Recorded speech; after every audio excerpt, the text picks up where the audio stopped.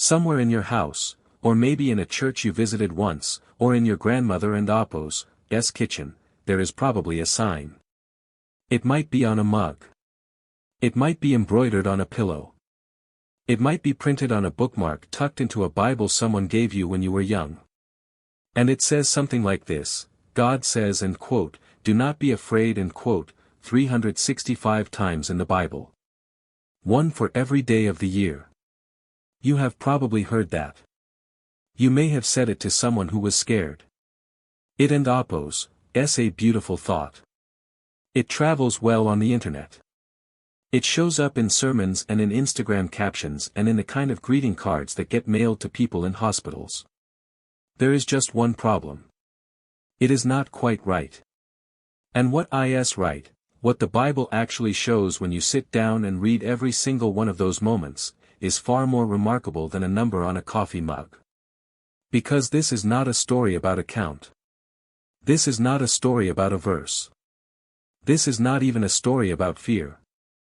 This is a story about a pattern buried across 2,000 years of scripture, from a slave woman dying alone in the desert, to an old man exiled on a black volcanic island at the edge of the known world, and once you see this pattern, you will never read those 4 words the same way again. We will get to the number. I promise you we will. But stay with me. Because the number is not the point. The point is who he said it to. And when. And why. The first time God, or his messenger, says these words in the entire Bible, it is not to a king. It is not to a prophet. It is not to a priest or a patriarch or anyone you would expect. It is to a slave. Her name is Hagar. She is Egyptian. She does not belong to the covenant. She has no special calling, no lineage, no promise written over her life. She is a servant in the household of Abraham and Sarah, and she has just been thrown out. The circumstances are complicated and painful in the way that human circumstances always are. She had a son by Abraham. His name was Ishmael. And now Sarah, who finally has her own son, wants Hagar gone. Abraham sends her away with a jug of water and a loaf of bread. That is all. She walks into the desert of Beersheba. The water runs out. The bread runs out. And Hagar, this woman with no power, no protector, no country, no covenant, places her child under a bush, walks a short distance away, and sits down. She cannot watch him die. The Hebrew text says she lifted her voice and wept. The historian Josephus, writing in the 1st century, notes the tradition of the well she would find there, and records that the people of that region kept the memory of Hagar alive for generations. She was not forgotten. But in that moment, she did not know that. And then an angel calls to her from heaven. And the first thing he says, the very first recorded instance of this phrase in all of Scripture, is this: Al-Tira. Do not be afraid. Not to Abraham. Not to Moses. Not to anyone important. To a woman who was completely alone, in a desert, watching her child die. Pay attention to this. Because the pattern starts here. God does not say these words to people who have everything under control.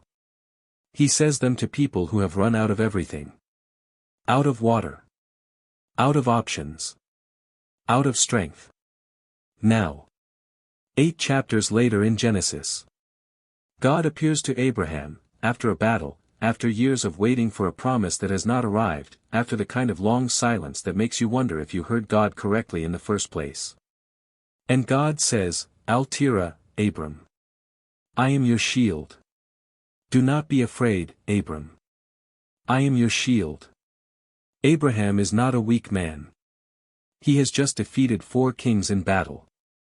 He is wealthy. He is powerful by the standards of his world. And he is afraid.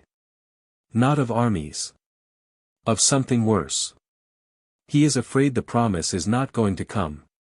He is afraid that everything God said, the stars, the descendants, the land, was something he misunderstood. And God meets him exactly there. Move forward several hundred years. The nation of Israel, 2 million people, some historians estimate, though the exact figure is debated, stands at the edge of the Red Sea. Behind them, Pharaoh and Apo's army. 600 chariots, the text says. The most elite military force in the ancient world, bearing down on a column of former slaves who do not know how to fight. In front of them, water. There is nowhere to go. And the people do what people do when they are cornered. They panic. They turn on the leader who brought them here. They say, and this is almost word for word from Exodus 14, "Was it because there were no graves in Egypt that you brought us here to die in the desert?" It is not their finest moment. But it is one of the most honest moments in the entire Bible. Because that is exactly what terror does to people. It makes you say things you will regret later. It makes yesterday and Apo's miracle feel like a lie. Moses turns to face them. And he says something so calm and so specific that it still lands like a stone dropped into still water 3,000 years later. Do not be afraid. Stand firm. And you will see the deliverance the Lord will bring you today. He says it to 2 million people who are about to watch the sea split open. Here and Apo's, what most people miss, Moses had no idea that was going to happen. He had not been told the plan. He had just been told to move. And in the absence of a plan, he planted his feet and told the terrified people around him what he believed. Do not be afraid. The sea opens. Every child knows the rest. But the command comes before the miracle. Not after. The sea does not open and then Moses says, "See, you didn't and Apo's, need to be afraid." Moses says, "Do not be afraid," while the army is still visible on the horizon. This is not a small detail. This is the architecture of the whole pattern. God does not wait until the danger has passed to tell you not to be afraid. He speaks into the danger. He speaks before the miracle. He speaks when the army is still coming and the water is still blocking the way. And here is something that may quietly rearrange something in you today, something that connects to the lives of 301 million people worldwide, according to the World Health Organization, all of them carrying a fear they cannot fully name or shake or outrun. The command was never "Do not be afraid because nothing bad will happen." It was never that. It was always something harder and stranger and more honest than that. But we are not there yet. There is a man threshing wheat in a winepress. Think about that image for a moment. You thresh wheat on a threshing floor, an open, elevated space where the wind catches the chaff and carries it away. You do not thresh wheat in a winepress. A winepress is a pit. It is hidden. It is underground. Gideon is threshing wheat in a winepress because he is hiding from the Midianites, who have been raiding Israel and Apo's crops for 7 years. They come like locusts, the text says. They strip the land. They leave nothing. And the people of Israel have learned to hide what little they have. So here is Gideon, hiding in a hole in the ground, doing the most ordinary task in the world, and an angel of the Lord comes and sits under a nearby oak tree. And the first thing the angel says to him is this: "The Lord is with you, mighty warrior." Gideon and Apo's response is one of the most honest things anyone says to God in the entire Bible. He essentially says, if the Lord is with us, then why is all this happening? Where are the miracles our fathers told us about? It is not a faithful response. It is a tired response. It is the response of someone who has been afraid for so long that hope feels almost offensive. And God says, "Do not be afraid." Not after Gideon cleans himself up. Not after he passes a faith test. Right there in the pit. Right there in the hiding place. Right there in the middle of the argument. Do not be afraid. God calls Gideon a mighty warrior before Gideon has done a single mighty thing. Hold that thought. We will come back to it. Because roughly 700 years later, a prophet named Isaiah is writing during one of the darkest periods in Israel and Apo's history. The Assyrian threat is real, the northern kingdom has already fallen, and the southern kingdom is watching and wondering when their turn comes. And God speaks through Isaiah in a passage so the Hebrew word Isaiah uses for fear here is yar, and it means more than the quiet anxious feeling you get before a difficult conversation. It carries a physical dimension. It means the kind of fear that makes your knees stop working. The kind that makes your hands shake. The kind that takes your breath. And God says, not that. Not for you. Not anymore. Now let and Apos, go to a hill town called Nazareth. A teenage girl, she would have been young, between 12 and 16 by the customs of her time and culture, is going about her ordinary day when the room fills with presence. The angel Gabriel stands before her. And Luke records that she was greatly troubled at his words. The Greek word is diaterech, she was thoroughly, completely disturbed. Not mildly startled. Not surprised. Thoroughly unsettled, the way you are when something arrives that reorganizes everything you thought your life was going to be. And Gabriel says, do not be afraid, Mary. By name. He uses her name. This is not nothing. Hagar was named. Abraham was named. And now Mary is named. God, in these moments, does not speak to crowds. He speaks to the specific person who is terrified in front of him. Fast forward 3 years. A boat on the Sea of Galilee, 3 in the morning. The disciples have been rowing against a headwind for hours.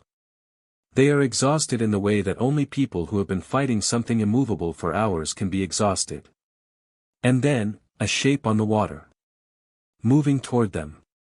They think it is a ghost. The text says they cried out in fear.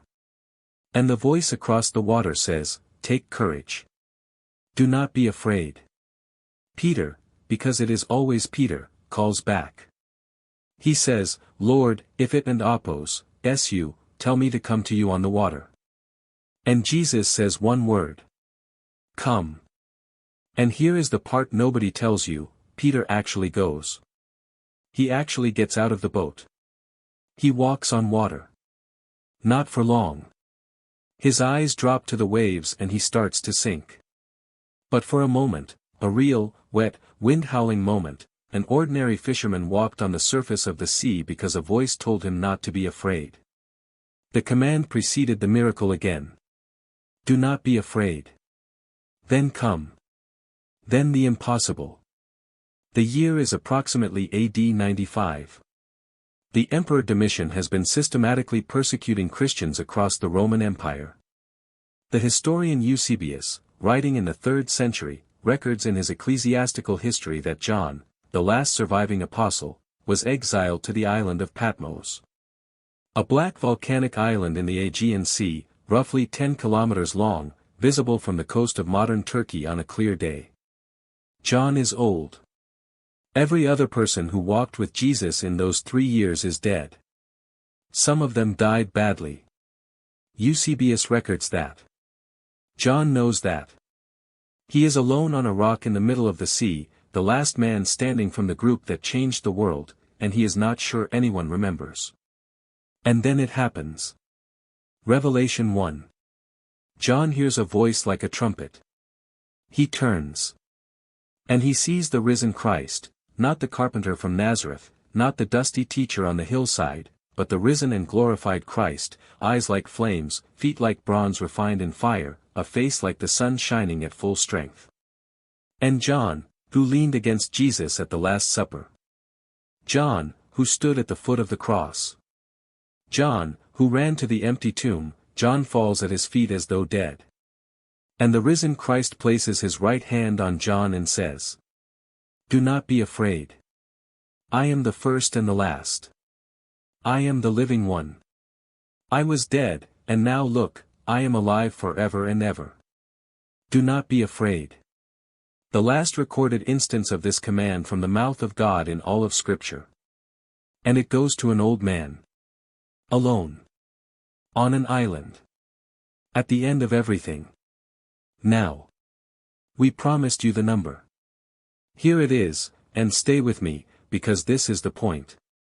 The exact count of do not be afraid in the Bible depends on your translation, your method, and which Hebrew and Greek phrases you include. Conservative counts give you around 100. Broader counts, including every variant command like be strong, do not be dismayed, take courage, push the number well past 300.